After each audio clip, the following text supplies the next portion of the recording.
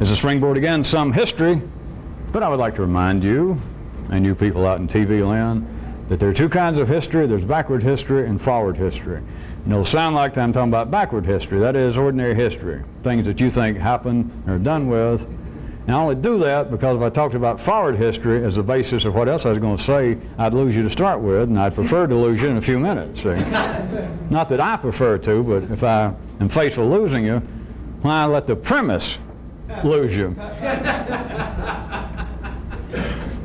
And as far as history, and all you people who still have belief in the originality and the creativeness of humanity in general, it must be surely the most cliched cliche in the world, in the Western world. Those who do not remember history are doomed to repeat it.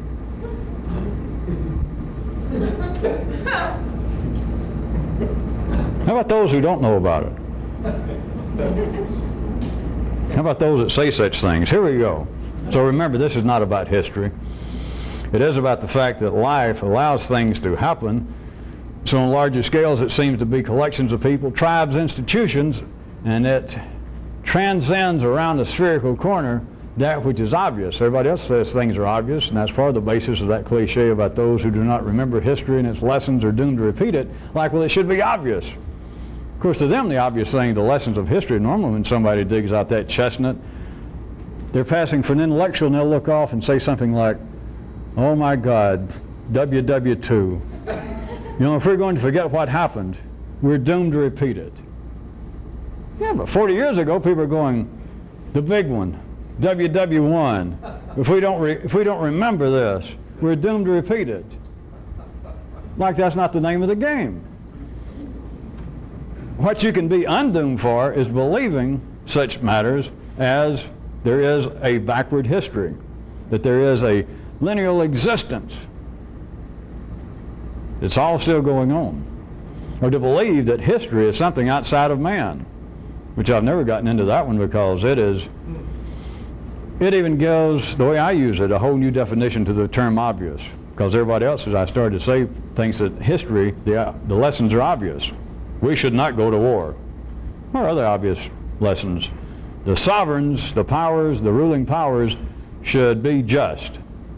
The people should not just up and cut off a sovereign's head with no particular reason before they think about it. They think all that's obvious. Or of course, they really think it's obvious, such things as, we're probably going to destroy ourselves. Humans are no good, we're going to blow up the planet, or we're going to kill each other because we're such rotters. The real part of what seems to be out there, the world of history that is obvious, is a point that no one can see, and that is there is no premise to history. And a question about are we doomed to repeat it or not, that's no question. I mean, that's on the same level once you see it as a kid saying, can I have some ice cream? If I fall down, will I go boom? So back to what I'm trying to get you to see, that there are things about history that belie the furthest three-dimensional expansion you can make of the word obvious. It is so obvious because it is the tie directly between internally and outernally. It seems as though these things happen. Great historical movements, religious, social, economic, the age of discovery, the age of the Reformation, the age of enlightenment, as though it was something outside of an individual. As I said, I've never even pushed that with you. It's as though that history, ages, is something other than the individual. And ordinary intelligence would say, well, maybe you're trying to play around with some kind of arcane philosophical trisk upon which you're going to fly off and explode. But epochs of history, I mean, the days of the Holy Roman Empire, the days of the downfall, the days of the Restoration in England, this is a thing, and they can talk about it. Their whole books, people have made their credentials academically, as though that was something other than people. Not a mob, not an audience, a whole bunch of individual people, a whole bunch of cellular collections But here we go. That's way off the subject, isn't it? Well, we don't know. We don't know what the subject is yet, do we?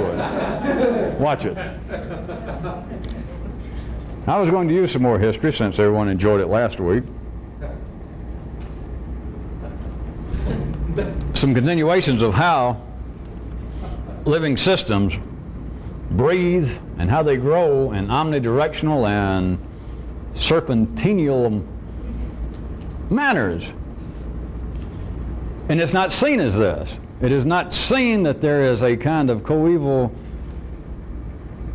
causality, that there are things going on that history, that is the 3D mind thinking that this is a linear existence and this is something that has happened and now it's something to be analyzed. It is something that is done with.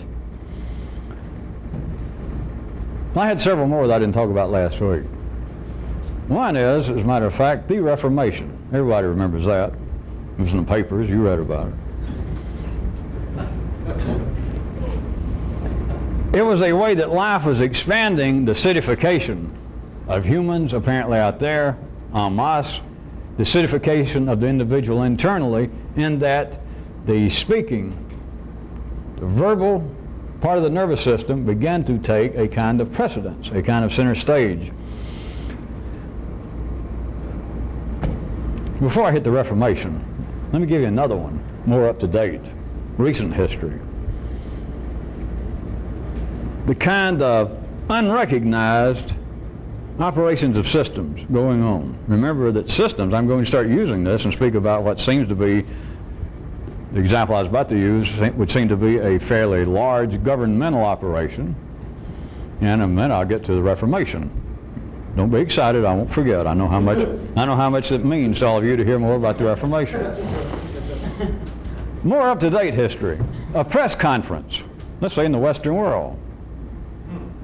Press conference, the press secretary is out fielding questions about a crisis that's happened, a particular situation that's happened, that's verging on being a crisis. And there he is, the official, Mr. X, the press secretary of the White House. And so he's fielding questions about this thing that seems to be of some immediate, pressing importance.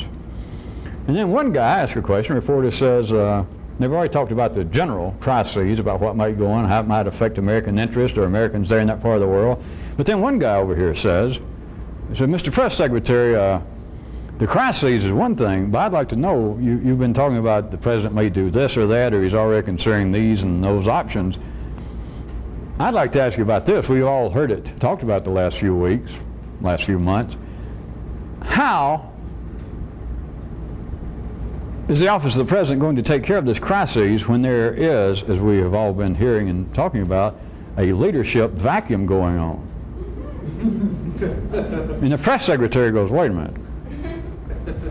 He said, I've heard those kind of baseless canards, those heartless, unfounded rumors, those scurrilous attacks on my employer, our president.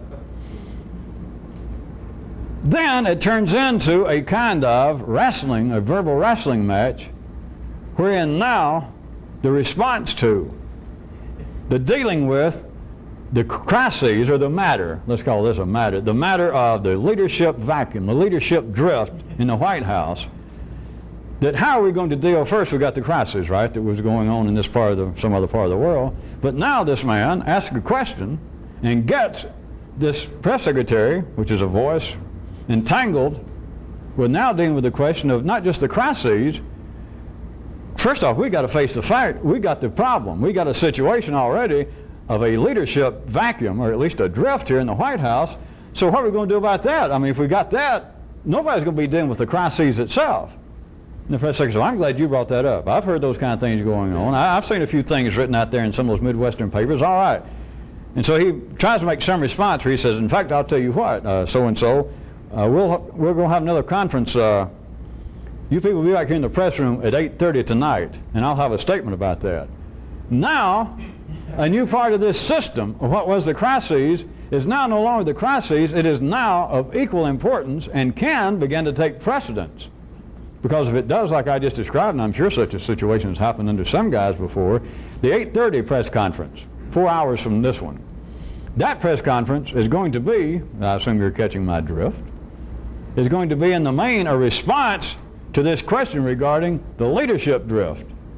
Not the crises, but the point that we do not have a leadership vacuum or drift. You know, so that you people are not worried about the crises that pop up all over the world, and these little hot spots. No. We don't have some president over here that's taking a nap. There is not just abject ambiguity and indecision going on in the White House. No, we want to make this clear now. In fact, the president himself has decided to call his own news conference. He'll be here in person tomorrow at 9 a.m. And he's going to address it, but this is important enough. That's why we call this other one tonight. It's for me to tell you there is no leadership crisis. There is no drift. There is no vacuum.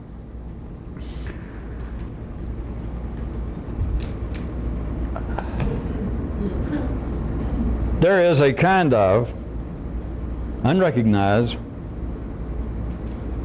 cellular split that goes on within systems.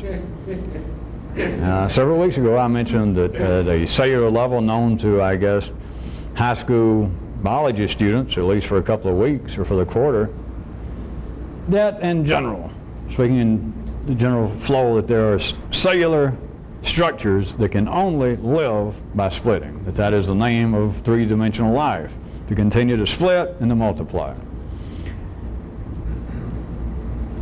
When this happens outside the molecular level, if it just gets up to the point of an individual, it becomes super non-obvious.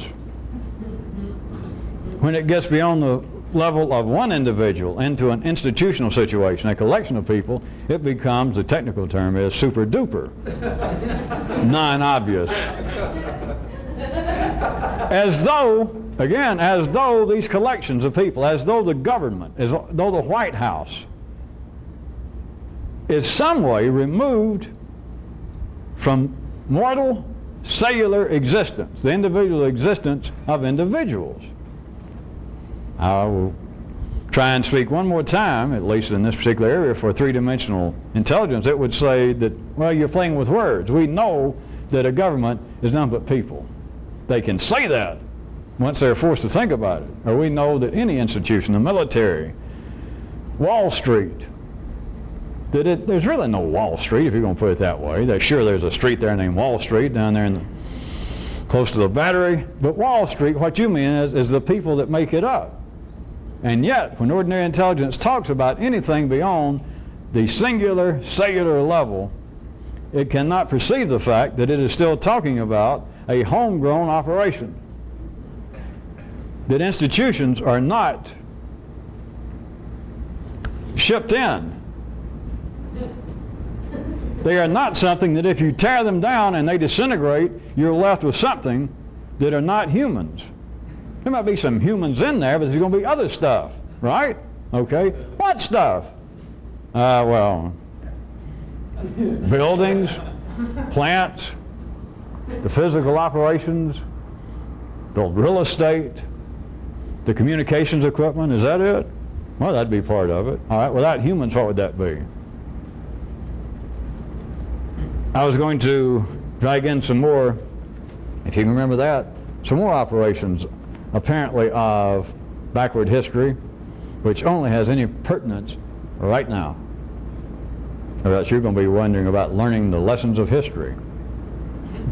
And there are none. Not if indeed history is backwards. That is, if history is past, what lesson are you going to learn?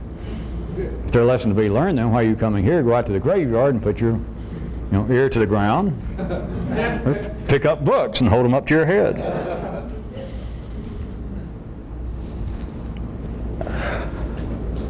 The Reformation, everybody remembers that. There is a specific way that is not noted that the split took. We're talking about, of course, the Western world, the Reformation of, what's his face, Luther, and getting mad at the church. Of course, King Henry and all kinds of people have been mad at the church. Everybody gets mad at the church. Nobody likes a big shot. Nobody likes anybody with almost unlimited power. The Reformation. It is seen in ordinary intelligence. You don't have to be a history student, but I'm just using it. It is seen, of course, as a religious affair, a struggle over doctrine, over the operations of an institution itself. But, talking about the serpentinial, I don't guess there is such a word, but I already used it, so I got to press on like I knew what I was doing. Serpentine. Operations of the way life expands.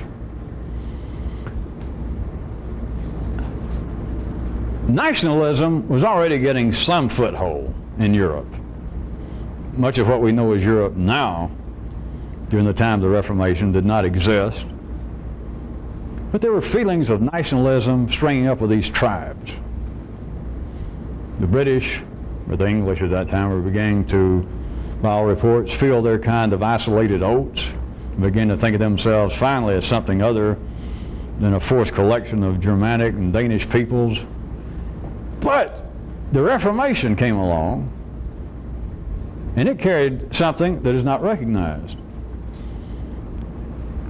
Specifically, the people, the apparent combatants, are not any more important than the cells in your liver as opposed to the cells in your brain. But to continue the apparent material springboard, it specifically did this. It gave the English and it gave the Dutch brand new latitude and leeway to attack the Spanish and the Portuguese colonies, their ships, their operations all over the world. Now, they were already having at it, but primarily those two camps, and it just so happened that we ended up that those were the four major powers during that period, especially the sea powers, which is where everything was happening. And coincidentally, would you believe it, it seemed to split up that the English and the Dutch decided, well, let's see, we'll become Protestants. And coevally, it seemed that the Spanish and the Portuguese, the other two major powers, it's like they went, well, let's just stay Catholic. That's what we should do. It was not simply a religious affair in a way that is not recognized. What it did was have a even yet continuing impact, but it had an immediate one then, economically. It began to expand markets because it did give those two groups, let's call the Spanish and the Portuguese, Group B, and the English and the Dutch, Group A, they then felt, proclaimed, and by all accounts, and you'll be able to hear it for yourself right now, that they had even more leeway. It was even more proprietous than just nationalistic, just because these other people had a different language and a few other customs. You know, that's enough to make you mad at the Portuguese and some of the weird food they eat. Probably the English thought, because the English thought evidently anybody that had any spice on their food was off on some kind of drug trip. You know, if you had food you can taste, you're obviously a heathen. But then it was no longer those kind of little nationalistic. It is now rooted in the actual adherence to godly principles, cosmic forces. Do you hear it? And then, because it did more or less for a while run in this direction, is why I could describe it the other way, but it was then that the British, the English, and the Dutch, with a kind of renewed vengeance, a kind of, as they would think of it, holy vigor, began to attack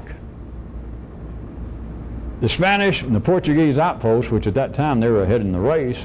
They had the most ships, they were doing most of the exploration, and they went at them with a holy vengeance. But it was no longer a matter of that we're just all greedy.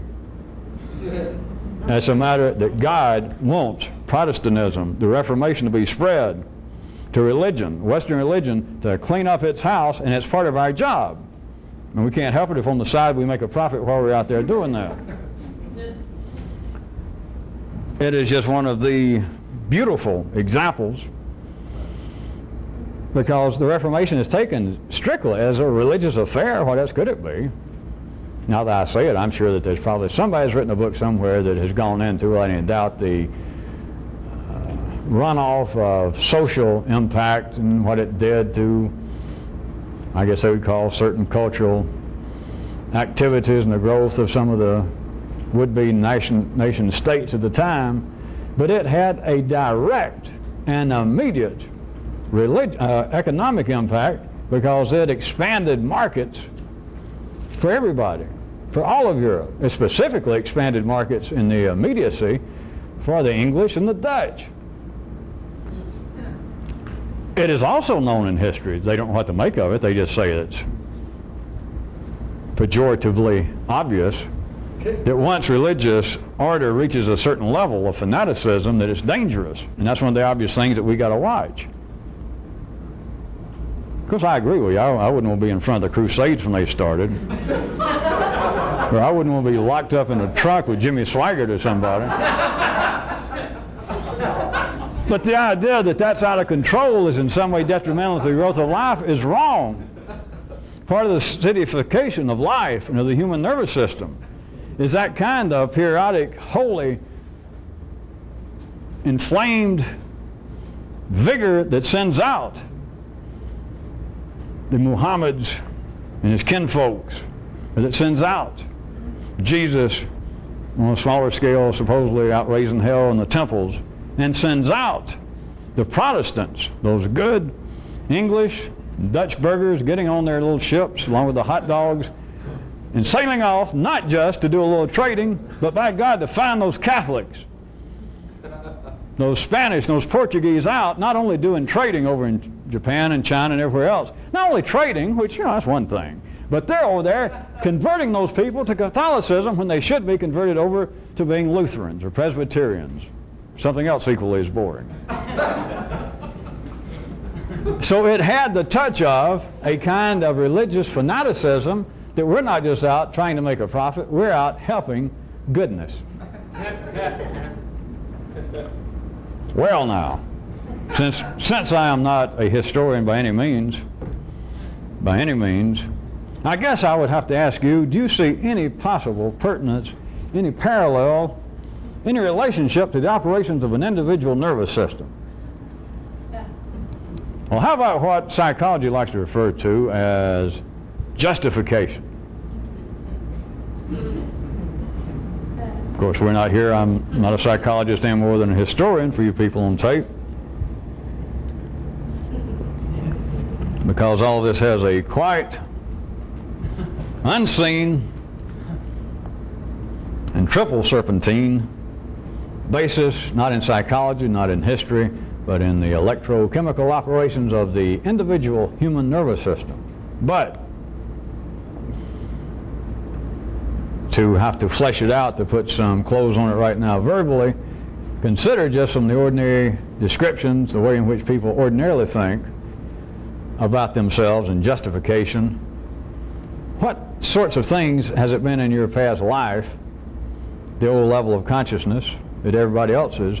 They don't have to be religious fanatics now to the point of being street corner preachers or believing that God's talking to them, but what seems to spur on fairly middle class ordinary people more than just a little touch that I'm right? Not just sort of maybe, that a person thinks to themselves, that's not right the way my uncle did me, the way my partner did me. I mean, it's one thing to try and get the best of somebody in a business deal, and I'm not even religious, but the way Fred or Grunhilde treated me, it has that kind of, even to somebody that's at least an agnostic, maybe even an atheist on a hot day, so they say, that the way I've been mistreated is a kind of, not even being religious, but I'm going to have to tell you, it's a kind of religious insult. Don't you recall that? You've done it in your life. It's that feeling of wanting revenge, or at least if you're afraid to try and get it, that kind of passion internally when you have been mistreated. Not just somebody stole something from you, not somebody just cheated you out of a deal, but it was more than that. It was somebody you trusted. It was somebody, just before they took you, they said, trust me. If somebody said, have we not been friends for 20 years? And you went, yeah. Would I cheat you? And you think, I can't believe it. And they did it. 10 minutes later. That's the kind of fervor that I am talking about that happens apparently out here in life. The Spanish, the Portuguese being attacked by the British.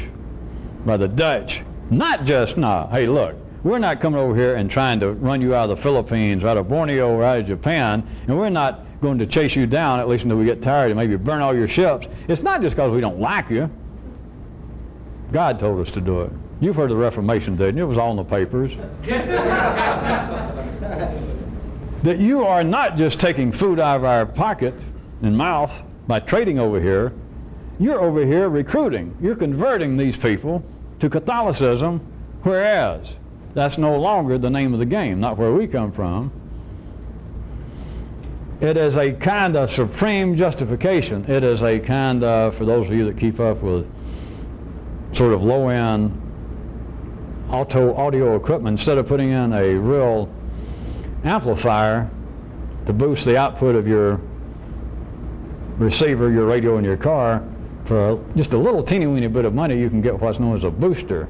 You just plug it into the high-line output of where your speakers are, and it will, just for a little bit of money, they can put out what they claim to be like 20 more watts. And with a little print, of course, it says with 70.5 percentage of distortion. But the point is, for just a little bit of money, it's like a little That occurs in people's life. It is like this unrecognized, I'm saying, economic impact of what the Reformation was. People are doing that constantly. That it's as though I'm out here not just trying to make my best deal, not just trying to get a few bucks myself. Behind all of this is a kind of little, that is, I'm in the right. Even atheists are in the right, because atheists, at least in the Western world, always say, well, I'm not actually an atheist, I don't like the word, I'm a humanist. And Jimmy Swaggart and his crowd said, yeah, atheist. So even behind that, still that little, that I am not out here living an absolute crude mercantile life. Somewhere in the back of my mind, especially when I get took, that is, especially when I get attacked, it's always that, hey, that ain't right. Can't you just see the Spanish and the Portuguese, when they turn around, and one of them, they realize that here they're surrounded by part of the Dutch fleet, and they're cornered over here, and they had, even 600 years ago, not just feelings of, boy, they're going to wipe us out. Some of us probably going to get killed. They're at least going to burn our boats and take everything that we've already plundered ourselves, which is bad enough. But don't you know, just then, because you're Portuguese and Spanish from the 1600s down your nervous system, that there they stood and they thought, boy, how unfair. You know, God's trying us, because we were trying to do good. We didn't just strike good deals with these natives here in Japan. We didn't do that. We just didn't take advantage of them. We also gave them Christianity. We left a priest here with them. And now look, talk about injustice. And now these Protestants come over here, and they're not going to probably wipe us out today. I know what they're going to do. They're going there and going to probably capture the priest we left. And they're going to tell the Japanese that we gave them the wrong religion. It is a feeling, that is a non-understood verbal reality of a system, an aspect of the system, that there is a kind of justification going on. It is like a constant reformation. It doesn't matter what religion. You don't have to be Catholic or Protestant. But that variation is going on in the nervous system, that there is something besides the world of economics going on in the world of economics. Yeah. But no one takes any particular notice of it until it is an immediate threat to them. And then it's like, boy, I'm getting misused and I don't deserve it because I am a blank. Fill it in. I am a Jew. I am a Presbyterian. I'm a Catholic. I'm a decent person. I'm a humanist. And these people are anti-humanist. It is a kind of unrecognized delight, as I keep telling you, because indeed, to 3D intelligence, life is ambidextrous in a way that I know what ambidextrous means, believe it or not. But I'm going to tell you, it's not. Remember, I keep telling you that life is playing this puppet game with two hands. Has anybody ever seen the trick? It used to be called a zombie. It was this metallic-looking sphere. The guy, the magician, would have it there. You could toss it, and it was actually a little ball. And he would lay it down, and he'd get a black cloth, like a big silk hanky, and he'd pull it down there on the table where he's got the ball set, and he'd lift up You understand? The little hanky part, and the ball's sitting up here. And he does this, and the ball floats up. He goes this way, and he can move his head, and the ball will kind of run around here. He does all that. It's like he's floating away. Has everybody ever seen that? You know, there's his two hands holding the cloth. For those of you who are interested, you're not seeing the dude's two hands. There are three hands at work. You're seeing one of his hands, but when you think you're seeing somebody ambidextrous, he's using both hands. To all 3D intelligence, that there is an ambidextrous show going on.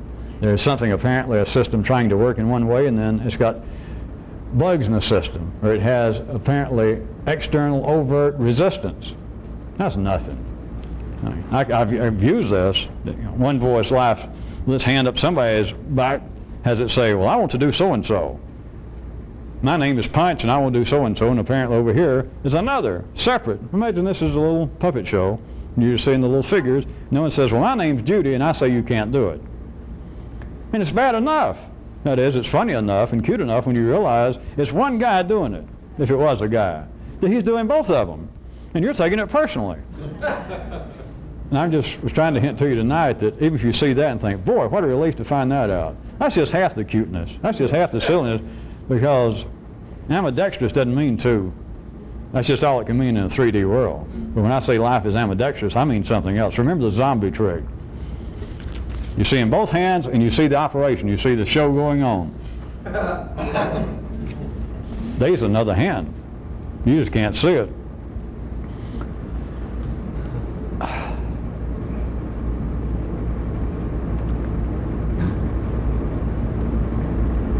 Some more things about some systems.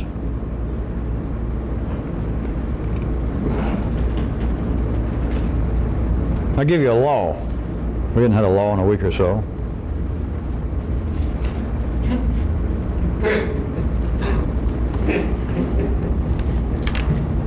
The instant, that is the current, the instant use of a thing, including a system, is its definition.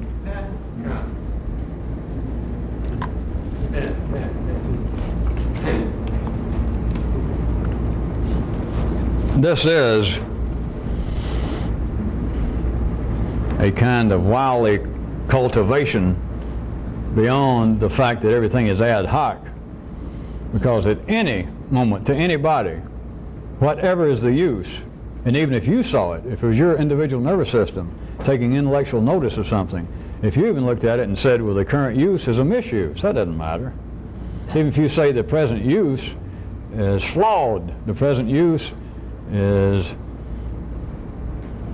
anathema to whatever should be the goal as far as I can perceive it. It doesn't matter. Whatever to you, whoever's making the judgment, whoever's making the perception, whatever the instant use of the thing is its definition. If ordinary nervous systems had that as a continuing awareness, if they could see it and remember it, then even this would have a preface. I mean a premise, because then I could say, well, if the premise is life would be different. And there is no such premise. There is a furthermore to that law, that the instant use of anything, including a system, is its definition. There is a furthermore. That is, that the definition becomes also a part of the overall operational definition itself.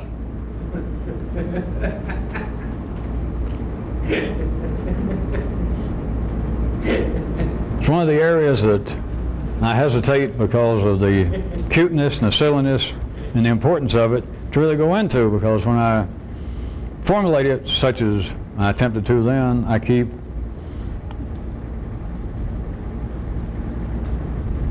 wishing and hoping.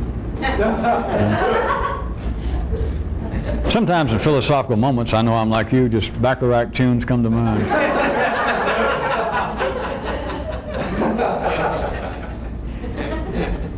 I keep hoping that I can just say that the instant use of a thing is its definition. But then it's so juicy I can usually not let it go unless all of you fall on the floor and I see sparks. Don't take some apparent 3D obviousness of that, or for you to think that I've said it before, or that you've thought it before, or that you've heard me say it before.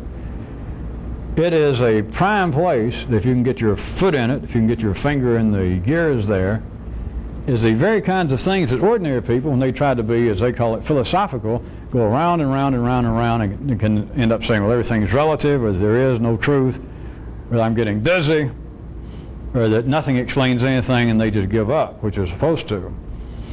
But if you had, this is not as shifty as it sounds. It is tricky, but it's not as shifty as it first sounds. And it's certainly not as obvious as it sounds, because you got to stay with it. If you just say, yeah, that's true, you missed it. To say that the use of something to your perception, I'll keep saying you individually, the use of it, as you perceive it, is its definition. Now if you say, all right, I got that. That's a fact, if you look at it that way. And you go, that's a fact. Boom. Period. You can't stop there. But people do. And I could get almost anybody in the world to agree with that, hey, the use of something is its actual definition. I mean, we can look at the dictionary and say that alcohol is such and such. And it'll give the chemical formula for alcohol, and it may give some short history, and it may give the general perception of what it seems to do when consumed by humans. It may even give, physiologically speaking, what it does to the blood pressure and the respiration.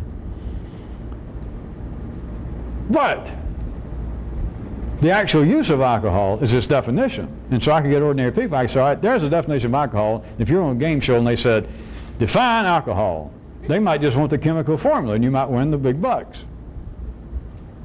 But if I said, no, the real definition of something is its use, and ordinary person, ordinary intelligence could go, well, all right, you're right.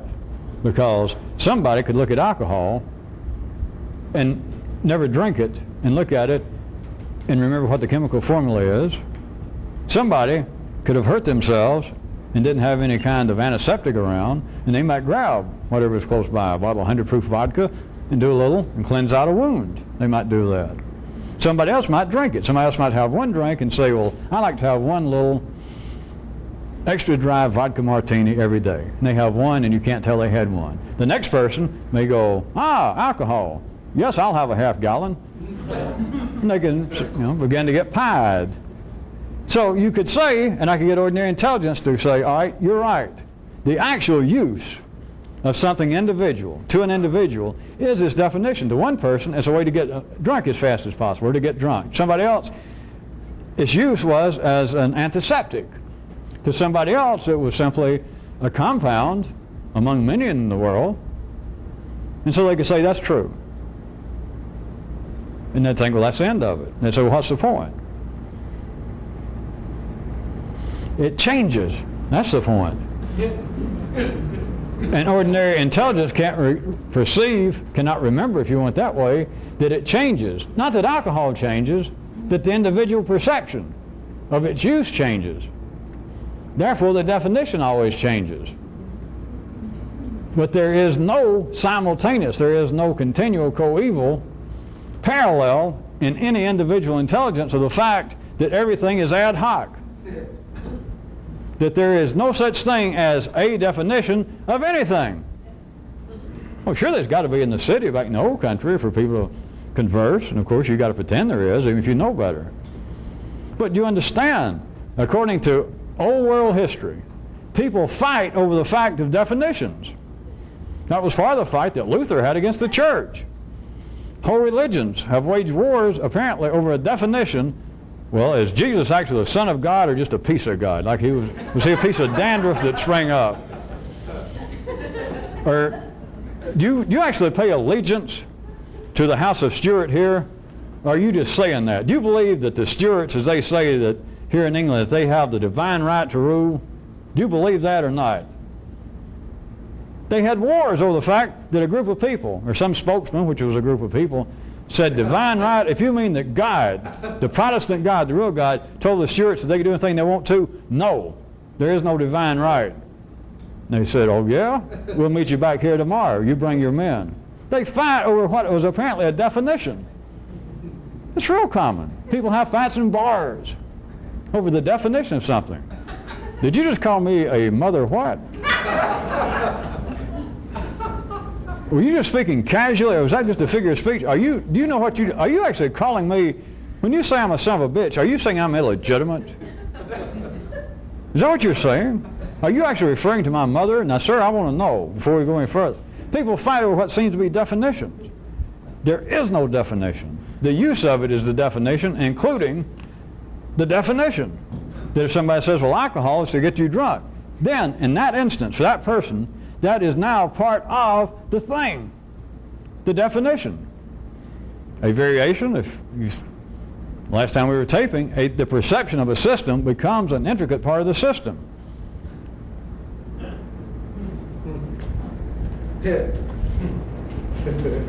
Let's turn the tape over. Well, now we all had the 7th inning stretch. Had another piece of recent history. Up to date. Ordinary, out there in the world, famous person. As a matter of fact, it was a comedian, which I like even better. And I'm going to quote what I heard the guy say. More or less. He says, yes, I had always thought of my childhood as being happy and nurturing, but these last 6 years of being in therapy has begun to show me that I was actually sad and lonely.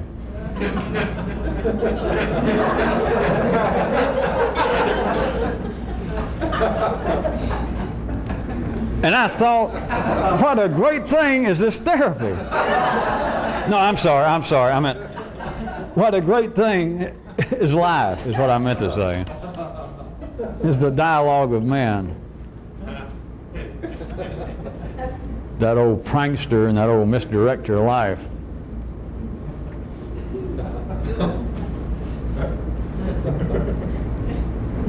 That is so wrought with deep meaning that I'm almost overwrought myself, and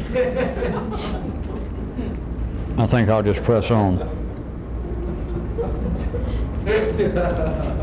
Well, other than the fact I didn't just throw that in from absolute left field, since left field is not where you think it is, even in the world of cliches, but that is still connected to the fact that perceptions, even, I guess from some view, you'd think, well, that's kind of a silly, to say the least. You certainly, I'll give you people credit, you wouldn't be low down enough to be sarcastic in your laughter at that. Or you should, of course, be wise enough that you're not really entangled in the irony of it. But it is another example that the perception of a system, in this case, the system of that guy's life, the system of his history, of his childhood. And I am not exaggerating, that's a fair quote. The guy was straight into the interviewer. I assume all of you, at least on TV, have seen enough comedians interviewed if you've never met them. Off stage, if you ever want to see a group of real cute, serious people. I'm talking about seriously silly, serious people, as most comedians. But this guy had gotten into a serious fight because somebody was interviewing him some show, and he said, they were trying to bring out, I didn't hear it all, but they were obviously talking about his childhood, and the interviewer knew something about it. And he agreed. He said, well, yeah. And they were, obviously the interviewer had made some comment about, well, I don't remember it all, but something about you grew up in an upper middle class neighborhood and went to Harvard, and your family's still alive, and I understand they support you and help keep you alive. And he listened to all that, and I just heard the tail end, and he said, well, that's true. And he was dead serious, real cute. And he said, I had always thought of, talked about, but I always thought about my childhood as being happy and real nurturing. But then these last 6 years I've been in therapy, and it's now becoming gradually clear to me that I wasn't all that happy. I was sad and lonely. Like now he was somebody.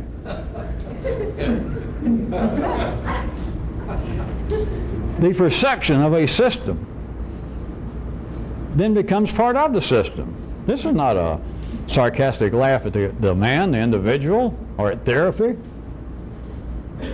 But the close on it, the verbal close on it, that was enough. It made you laugh. I almost smiled when I heard it.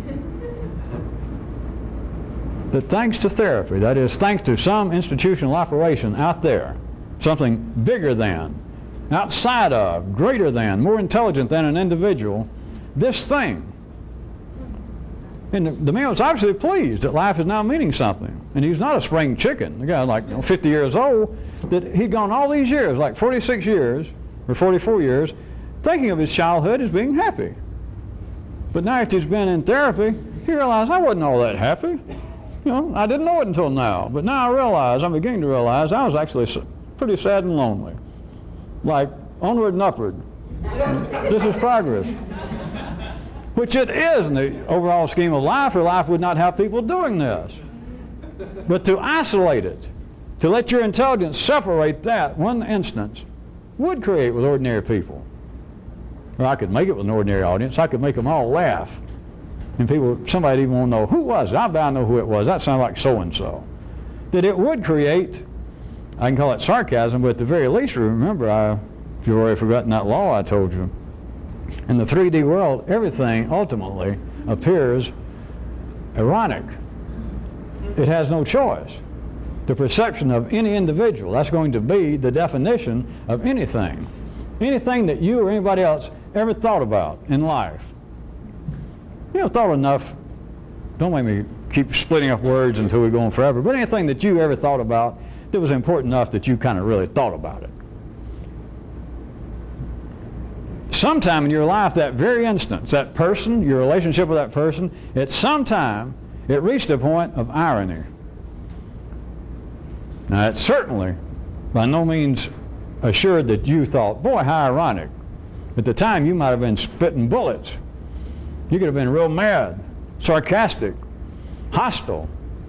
But it was, in a sense, ironic because what you thought was the purpose of the system, that is, the relationship between you and the person, or you and an institution, you and an idea, turned out to be what is the real definition of ironic, that the outcome is just the opposite of what apparently the premise was. But irony doesn't exist.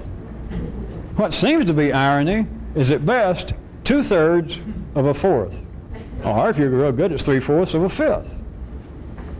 But it is not ironic, that is, that, well, wait a minute, because at the 3D level, what I'm saying, of course, is foolishness, because they can say, all right, Christianity, specifically the Catholic Church, went through a period that they said that they were here to help humanity, and what did they do? You know, you've all read about the Inquisition. You know, it was in the paper too, real popular for a while. And people can say, or they could pick out Islam, pick out Judaism, and say, it's supposed to be a religion to help people, and look what they did at this certain period, or even periods of time, they went out and killed people. Muhammad's saying, I'm here to help you. Cut off everybody's head. I'm your friend. That they can say, is that ironic or not? Or is it ironic or not that the majority of homicides are blood related? That I live next door, and I heard this guy talking to his son.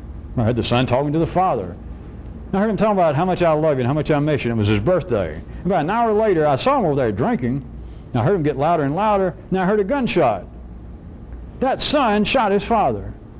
And he can't even say why. It was over something about they were arguing over 50 cents that he claimed he stole from him or picked off the table 2 years ago.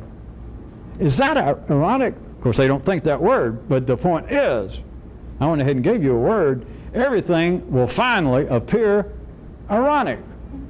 But it cannot be otherwise. There's nothing wrong. If it's alive to you, if you're going to perceive it, sooner or later, it's apparently going to be turned backwards. People do not see this irony internally. They see it as being out here. You're a participant in it. You can't help it. that I always loved her, him, my father, my wife, my husband. I did everything I could. And now look, we're in a messy divorce. She's threatening to shoot me next time she sees me. How ironic. But if you ask somebody, is it your fault? Well, no, I may not have been the greatest husband in the world, the greatest father or son, but it's ironic. I didn't plan this. The tacit part being now is the other person planned it, or the institution. I tried to be a good blank, or good Christian, or Presbyterian, and now my church has wandered off so far afield that the very thing that brought me there in the first place, they now ignore it, or they're teaching otherwise. What you're saying is, it's not my responsibility. But notice you're a part of it. Ordinary people can't notice it. They do not see any irony up here, because to see irony up here, you would have to see that definitions change and people can't see it. You'd have to see that what you thought about the church changes from now to 5 minutes from now, 10 years ago, and over and over. I don't mean changes permanently. It simply changes. If it did not change, you would not have a limbic part of your nervous system. You could not be motivational. You couldn't move around. You couldn't wiggle your tongue. You couldn't say anything worthwhile because you wouldn't have anything to say. You'd have no feeling beyond the motor level. Without understanding that definitions are only whatever the instant use is, then everything, once you see it, there is no question about it, everything must finally be perceived at some period, at some point, as being ironic. It's going to be its own opposite. That's not the way necessarily they think about it. It's why I picked out the word ironic just from the dictionary. It's not that the thing itself changed, but it seems to be what the purpose of the thing, people, systems, institutions, what seemed to be the purpose is now manifesting itself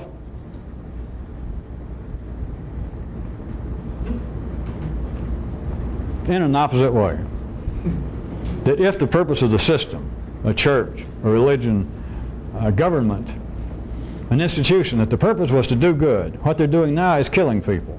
If the purpose was to increase the economic life of this group of people, what they're now doing is starving them. They're draining them. And the normal feeling is sarcasm, hostility, a feeling that things are going downhill. But all of that is simply ironic. And there is no irony.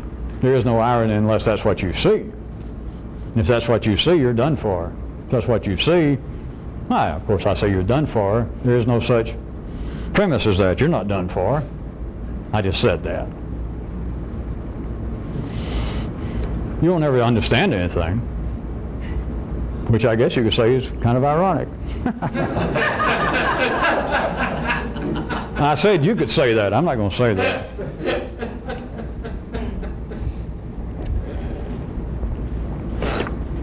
Well, I'm giving out laws, something I mentioned I wanted to put someday, and now's as good a time as any, as a law that I already mentioned in passing tonight.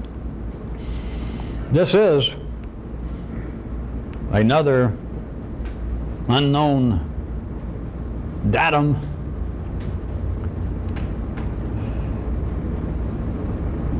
and it goes like this. No, it's not A flat. Maybe G. No. The laws and the rules that seem to govern things here were not imported.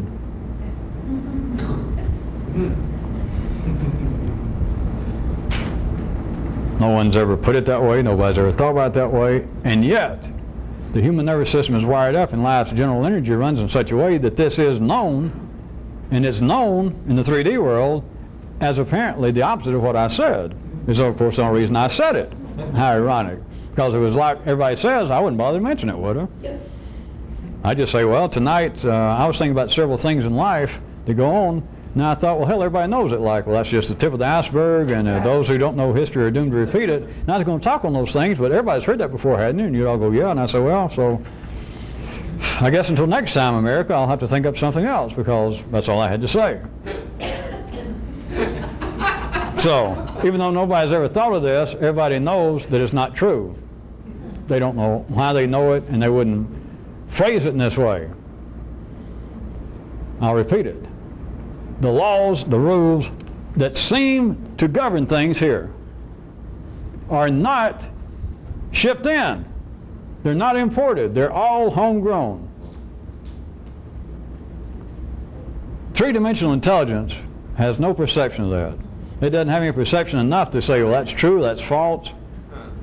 If I pushed it and got a little more specific with ordinary intelligence, they would say, well, you're playing with words again, because I don't know whether what you mean is metaphorical or whether you're serious. But listen right quick. You should be getting this good by now. Ordinary intellect deals with what seems to be running things here, whether you call it laws or not, just the way things seem to run. The times that you take notice of it at the ordinary level are times that you have some question about it. You're feeling like it's becoming ironic, you don't like it, your definition of what's going on is not pleasant, and so your feeling is always that something is amiss. More religious people, their feeling that something is amiss is the evil spirits, at least right now, the forces of evil and darkness are in control, at least in this situation that I'm either observing or which I'm participating. So what are you saying? You are saying that, wait a minute, the kind of rules, the laws, the forces, the influences that are running this thing right now, you'd never use these terms, but here's what you're saying. These things have been shipped in from somewhere. These are not our laws. These are not our kind of forces that should be running things. No. Where the hell have they been shipped in from? Where are you going to import forces to run stuff here? If it's not homegrown, if whatever it is, what seems to be the motivations, the energies running anything, if it didn't come from within this system, where did it come from? Hey man, don't fuck with my mind. I don't know. The same person to tell me that, I guess, would say that's why we should never abandon religion, because as long as we had the premiseless idea of a God, then I have to worry about that kind of crap.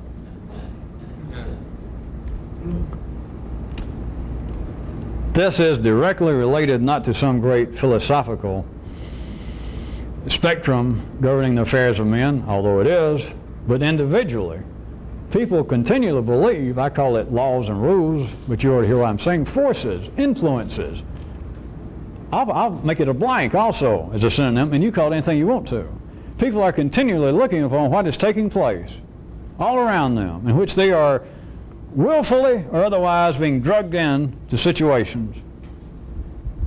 They're constantly questioning it. Right? Well, like my comedian. For a while I thought everything was all right until I got into therapy, until I got to think about it, and I realized I'm actually miserable. Thank God I woke up, came to my senses. That is people taking notice of stuff. That is why I'm talking about the rules, the laws that seem to govern things, because when things are running, those few moments in an ordinary man's perception, when things seem to be just running swimmingly, nobody thinks anything about forces. People are not down at churches lighting candles praising the gods. People are not on their knees saying, Jesus Christ, what a great life I got.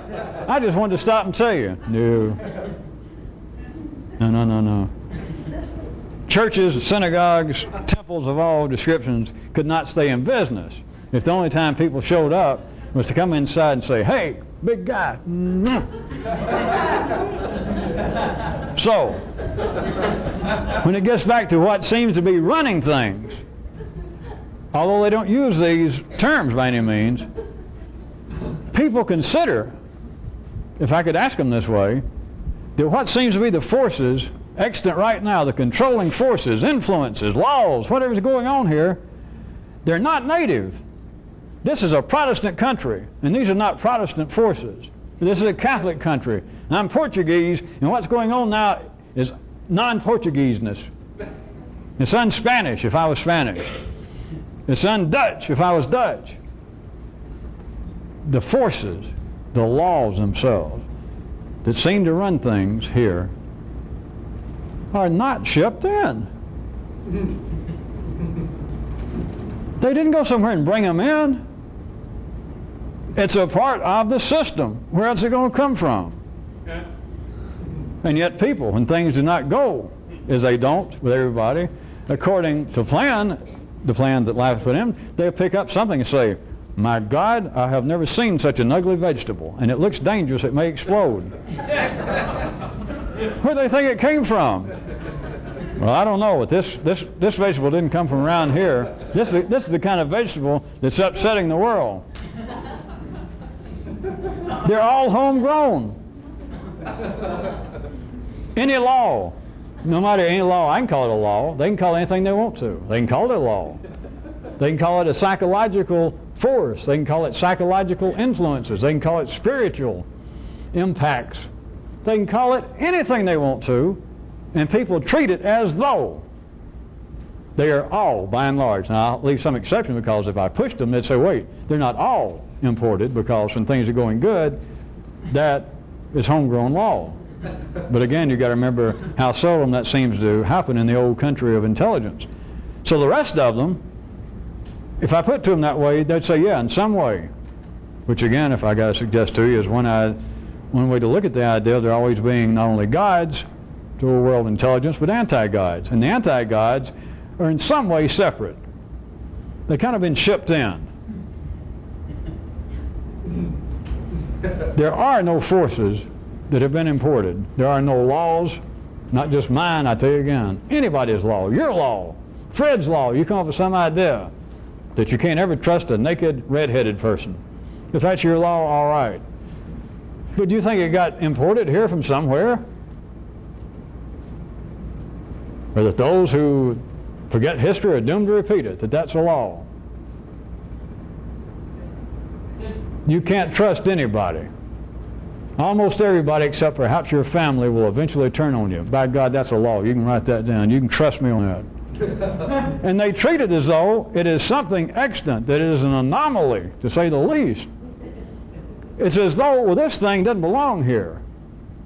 Well, wars.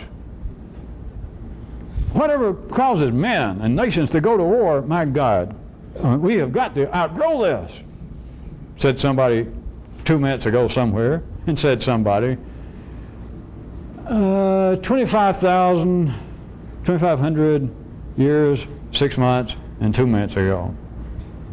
But they treat it that whatever the kind of greed, the kind of prejudice, the kind of narrow-mindedness, the kind of whatever it is that causes men to go to war, they treat it as though it is, at the very least, an anomaly and a dangerous one. But they're treating it as though whatever is the force behind this doesn't actually belong here. No, no, no, no.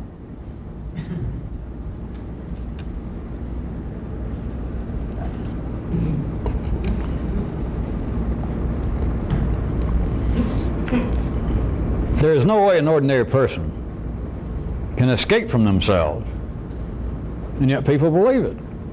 Life makes you believe it. That's part of what keeps everybody's individual account churned up. That is a part of the continuing magnetic, electrical, chemical intrigue to religion, philosophy, occultism, cultism,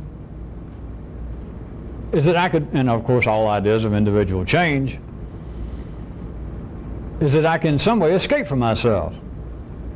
Again, the ordinary intelligence doesn't put it together this way, but if you can follow this in a non-linear fashion, if some of these laws, if some of the forces apparently running things here are imported, then I can escape from me. That means that there is a door somewhere. That means there is a way in and out of this system.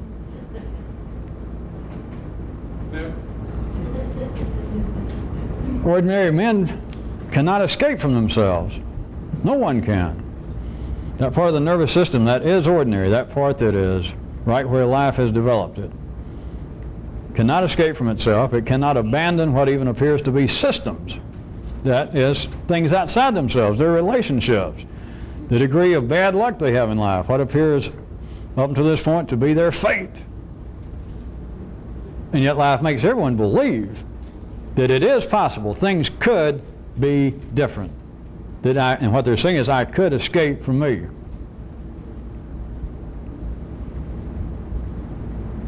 Do I have to ask you where? But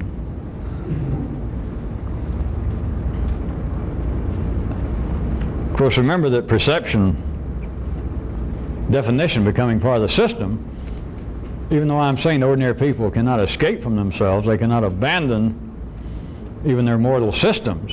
It appears to be that which is something even outside of themselves. But in spite of that, that does not belie the fact that men can complain about it, they can dream otherwise, they can even verbally refute that I cannot escape from myself. They can deny it, or they can complain about, well, sometimes I think you're right, and by God, I don't like it. I mean, it's some kind of evil force at work. There's something going on we don't know about. They can do all of that, but they don't realize then that has become part of them. That is now part of their system to be bitching about it, to even deny it. That too becomes part of the protocol with them. And they don't see it. They continue to think of it. It is something out here. Even if it's just a breath away, it is something out of here. There is something outside of man. There are institutions. They're not actually the molecular structure of man.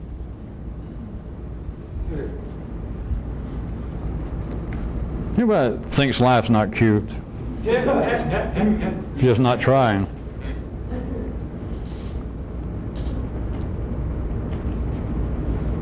Got another piece of history. You might as well drag it in tonight. Is everybody aware of the fact, well into the 16th century, as I recall, you had still the manifestation of the Mary Closum. It was the closed sea definition. It was her edict of Pope Alexander the 5th or 6th. But if you recall, when they started the real age of exploration, you remember, now this is something different from the Reformation now, so don't get yourself confused.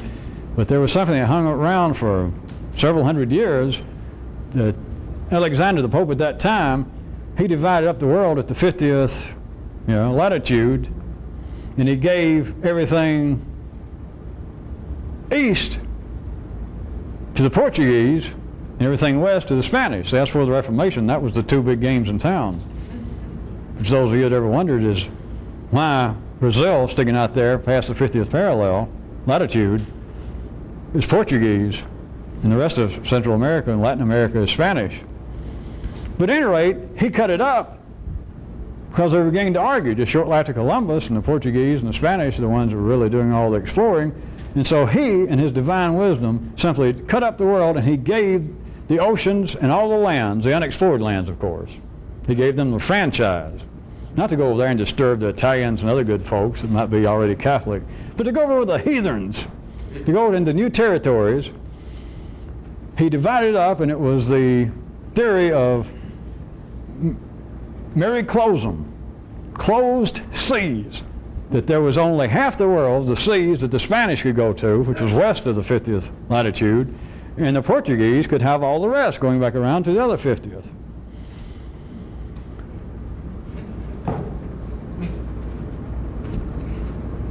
So that a would-be explorer, just anybody, just couldn't go out wandering just anywhere they damn well pleased. Because the church still had that kind of power. At least they, had that kind of power with the Spanish and the Portuguese, which I'm limiting to right now, since they were at that time the two big players in town. That was the age of exploration in the beginning. Does anybody have any feeling that I'm about to try and drag it right up until right now, that there is still the impact of the closed seas theory taking place?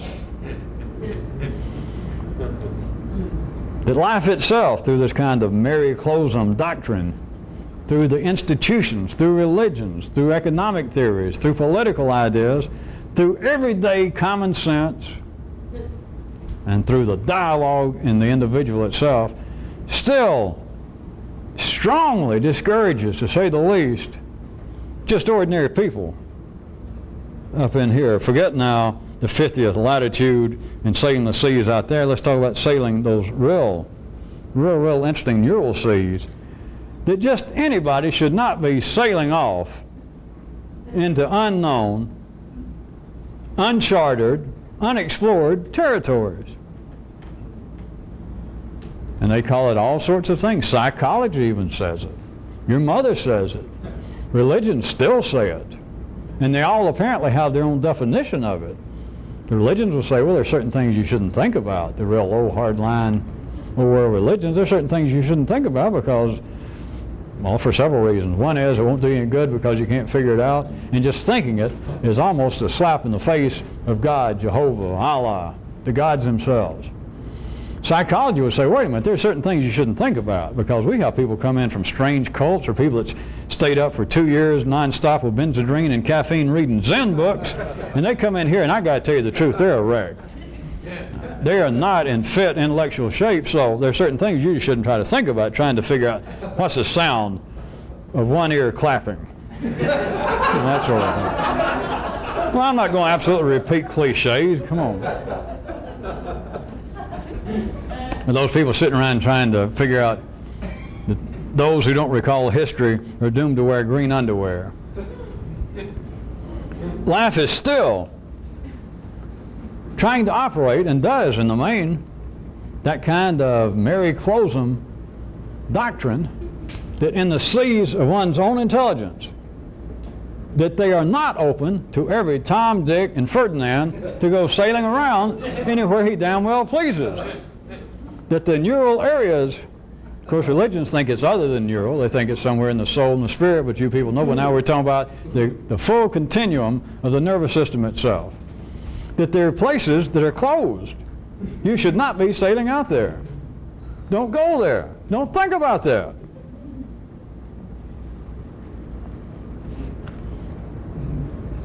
They're just areas inside the human nervous system, in the brain, is what we're talking about. Because the rest of the areas, except for those who are actually operating on the fringes, playing out the necessary role of the fuck-ups for life, other than that, into the lower areas of the motor, into the basic areas of the feedback limbic system, that's not really the problem of sailing off. Because if you're sailing off down there, you're going to hurt yourself bad. You're on the verge of suicide, even if it's slow. You're so accident prone that you're just killing yourself every day. So I'm not talking about that. I'm talking about literally up to the high end, the talking of the nervous system. It is a closed sea doctrine still going on. Is don't do that. And you don't have to have just an individual or an institution like a church or your mother or a psychiatrist say, don't think that. It's in the dialogue itself. All of you had some taste of that. Beginning at some point, and maybe at times you even attribute it to me or connect it with something I was saying that got you thinking a certain way, and even feelings come over like, well, that's dangerous. You don't know why. You want to shudder. You want to laugh too loud. Or you feel like, well, I'm about to cry for a second. Or, you know, I'm getting the heebie-jeebies. I give credit where credit's due. Richard Penniman.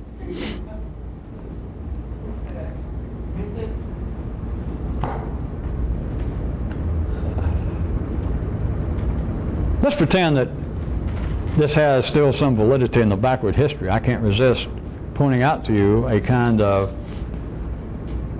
multi-dimensional, spherical, serpentinial connection.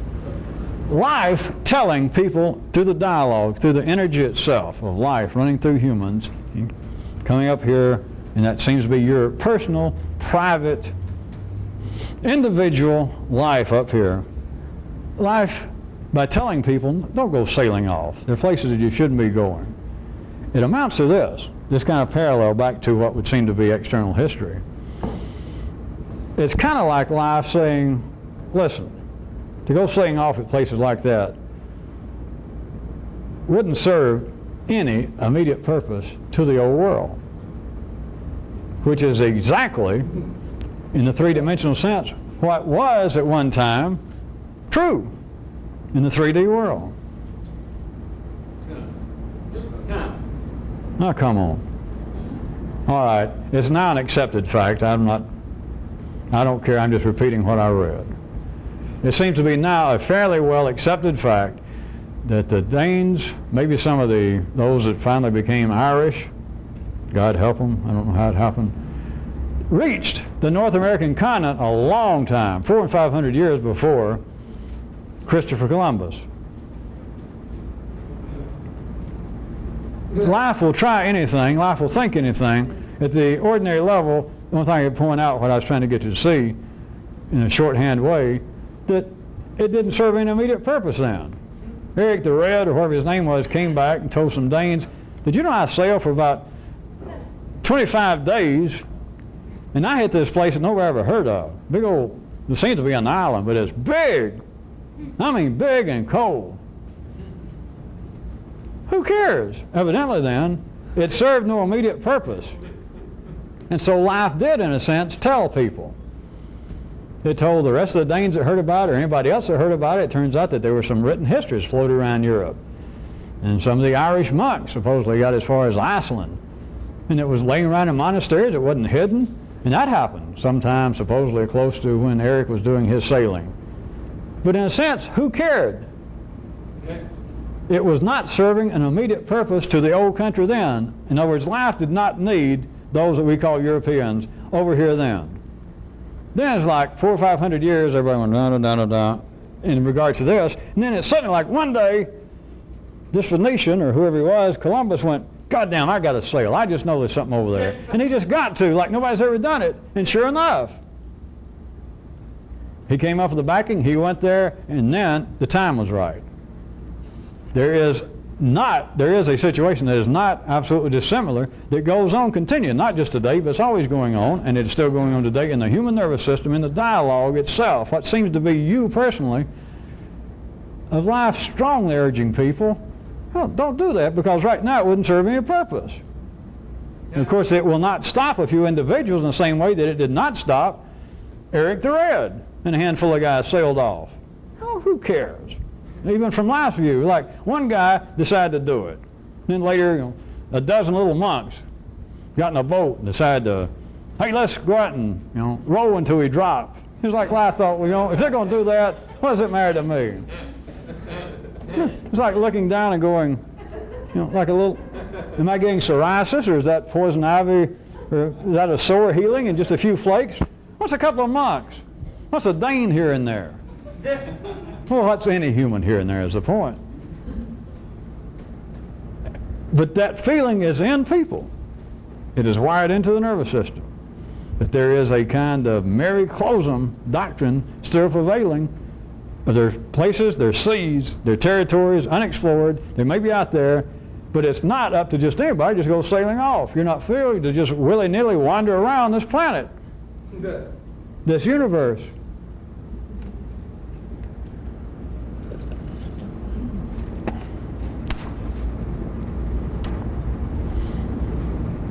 Of course, it is a good thing. Wouldn't you agree? Hate for this to sound like a premise, but consider it premiseless. Wouldn't you think that it's probably neat, just for your individual case, that life does allow stuff like Eric the Red to go sailing off by himself, even if he did end up in Newfoundland, which I don't like to think about. That life will do it, or a little bunch of Irish monks get in a boat made out of pigskin and a few twigs and sail in the North Atlantic, not sail, row from Ireland to Iceland in a little open, like little kayaks. Doesn't that make you happy? Well, for two reasons. Happy that they did it and not you, but also happy to know that you can sail. A few people, that life will just let those kind of anomalies take place.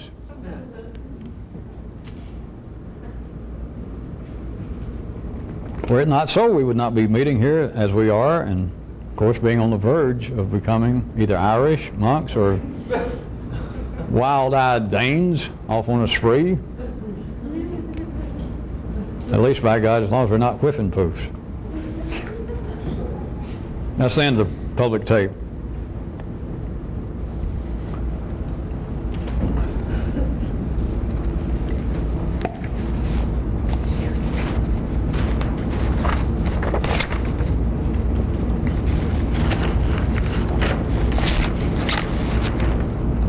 We're back on. You people out there at the groups in the other cities, I've already announced it here. You all know that I get a weekly report from the other cities. That is not a secret. It's just I like to know people coming and going. And this happens all the time. It's nothing personal. But some of you in the other cities, even people who've been around a while, I notice have periods that you go that your attendance is erratic as a pattern. That is, you're constantly gone. unless you have some excellent, splendid reason, like it's literally impossible. But even you people who've been around out there for a long time, and that I see that you go for periods and you're not there seeing the tapes, let me remind you that I will cut everybody loose, any and everybody, and I am about to do such here with several people, and I'll do it out there, and I'll just send you word. So those of you, if you have been seriously abusing, that is not attending, and I don't know for a fact that there is a real excellent reason, then I may send word for you not to come back. So if any of you have any doubt that I don't know about your work schedule, some of you I know, and I'm just assuming that it hadn't changed. I know that some of you in other cities were even doing a lot of traveling out of the country, and such as that. But if there are any of you out there who are just now not attending for no particular reason, I'm about to shear off that kind of dandruff. At least I didn't call you fat. If you're serious, don't be drifting like that. Don't get cute on me. Don't get stodgy. Don't get viscid.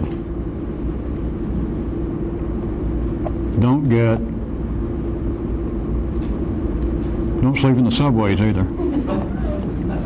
Do you understand? If you're going to be part of this, no matter who you are, how long you've been around there, I still expect you to be there at the times that groups are seeing the tapes in these cities when it's humanly possible. If you're not going to do that, you don't really belong here, all right?